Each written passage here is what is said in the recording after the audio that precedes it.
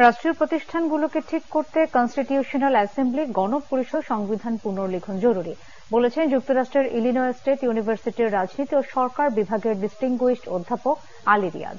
রাজধানীর একটি হোটেলে সংবাদ সম্মেলনে এই তথ্য জানান centre for governance studies CGS এর উপদেষ্টা পরিষদের এই সদস্য। তিনি জানান, গণতন্ত্র পুনর্গঠনে সারা দেশে ধারাবাহিক সংলাপ করবে সিজিএস।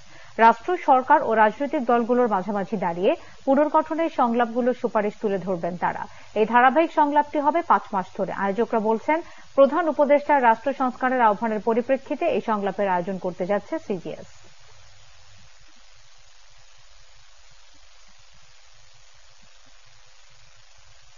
দেশবাসী, দেশব্যাপী নাগরিক সমাজ, সুশীল সমাজ এবং বিভিন্ন খাতের বিশেষজ্ঞদের মতামত এবং পরামর্শ সংগ্রহ করার আমরা চেষ্টা করব।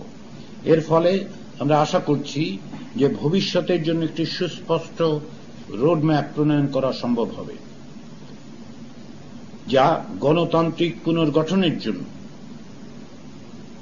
প্রয়োজনীয় এবং গণতান্ত্রিক পুনর্গঠন প্রক্রিয়াকে সহজতর করতে সাহায্য করবে, দেশে এক ধরনের রাজনৈতিক স্থিতিশীলতা নিশ্চিত করবে। এই লক্ষ্যেই আগামী 5 মাস ধরে এই পর্যায়ে আমরা জাতীয় এবং আঞ্চলিক পর্যায়ে কিছু ধারাবাহিক সংলাপের আয়োজন করছি।